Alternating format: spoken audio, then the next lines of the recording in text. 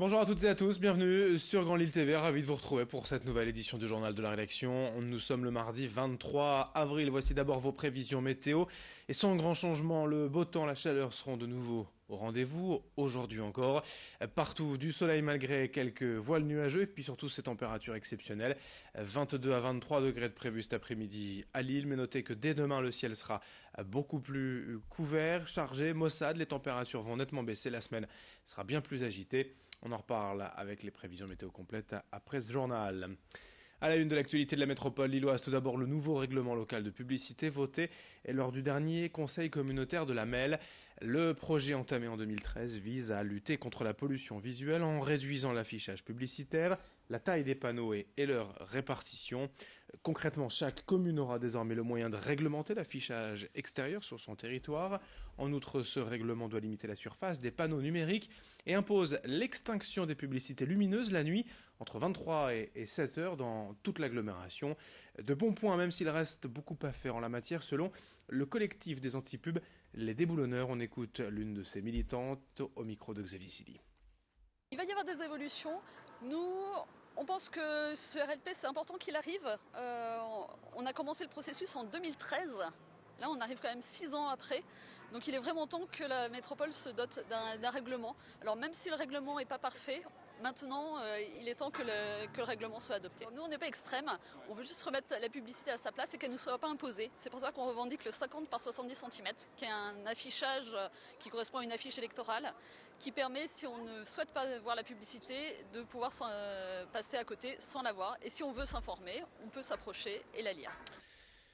L'actualité encore et toujours dominée par un nouvel épisode de pollution. On va malheureusement s'habituer puisqu'on en est aujourd'hui au 7e jour consécutif de pollution, un indice Atmo Hauts-de-France de qualité de l'air de 7 sur 10 aujourd'hui, mais pas de circulation différenciée selon les mesures prises d'habitude par la préfecture. On continue de parler de qualité de l'air.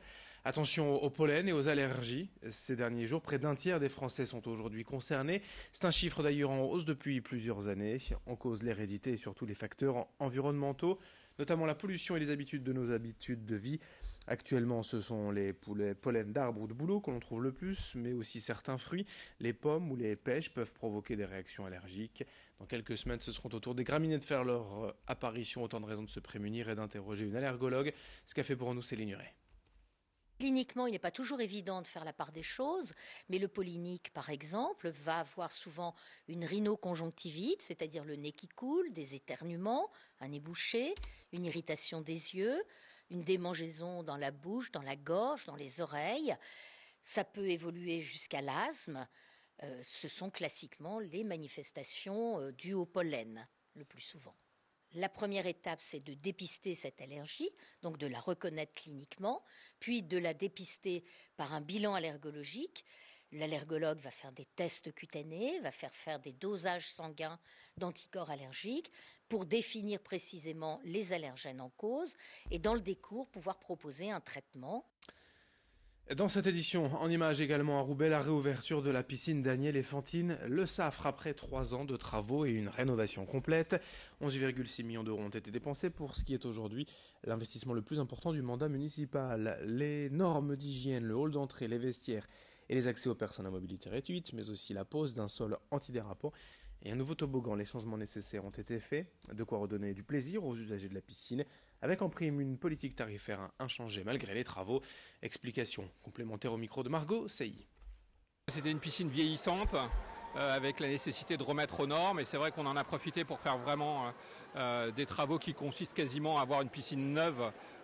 C'était plus qu'une petite rénovation, 3 ans de travaux et c'est vrai que là l'une des optiques qu'on voulait c'est de développer le côté piscine et accueil pour tous. Et ce qui est aussi important de savoir c'est que complémentairement à la piscine on a refait toutes les salles de sport. Et on aura notamment le club de futsal qui va être accueilli, qui est une activité forte avec un club leader dans son domaine. Donc vraiment un complexe sportif multi-usage. Et on voit que 150 personnes dès la première journée, ça prouve bien que ça répondait à un besoin et les Roubaisiens attendaient la réouverture de cette piscine en proximité. On enchaîne avec le grand angle de la rédaction pour terminer ce journal. À la rencontre des pêcheurs de Vambrechy, la saison a repris il y a peu et si vous vous êtes déjà demandé ce que vous pouvez bien attraper les pêcheurs dans les étangs ou rivières de la métropole lilloise, voici ce reportage signé Rémi Desremeaux.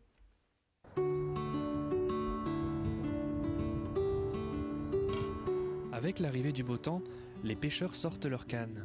C'est le cas de Jean-Michel qui espère attraper les carpes vivant l'étang du château de Robersart. Donc on attend que ça sonne en fait, et si jamais ça sonne, on se lève, très vite en général, et puis hop, on ferre et le combat commence, quoi. Ses meilleures prises, un brochet de 9,6 kg et une carpe de 14 kg. Souvent présents aux abords de l'étang, les poissons n'ont plus de secret pour lui. Plusieurs spécimens qui vivent ici dépassent d'ailleurs les 16 kg. Du coup, Jean-Michel ne compte pas se limiter à son palmarès. J'ai ma carte d'ici depuis 73 et je suis président depuis 25 ans. On se connaît tous plus ou moins, c'est convivialité, pas de prise de tête, tranquille, la pêche quoi, le plaisir. Tous les moyens sont bons pour attirer les plus gros poissons, souvent capricieux. Fini les verres et place aux appâts ayant un goût de tutti frutti, épicé et même un goût à la fraise. Il y a toute une panelle d'arômes et de parfums, de taille. Et après, bien sûr, il y a le plaisir de les faire soi-même aussi. Après, il y a l'art, évidemment, mais déjà faire des bons montages, observer et surtout être patient. Donc là, ensuite, après, on ramène, on tend un peu le fil. Voilà, on pose dessus. Passionné depuis toujours, Jean-Michel a transmis le goût de la pêche à la ligne à son fils et à sa fille qui pêchent à ses côtés. En tant que président de l'amicale des pêcheurs de Vambrechy, il dirige d'ailleurs un collectif de 80 pêcheurs de plusieurs générations différentes. Il transmet ainsi sa passion aux plus jeunes. Le plaisir d'être un pêcheur pour moi, c'est d'être en osmose avec la nature, d'être très bien. On est bien au bord de l'eau, les oiseaux, tout ça. La belle vie, quoi.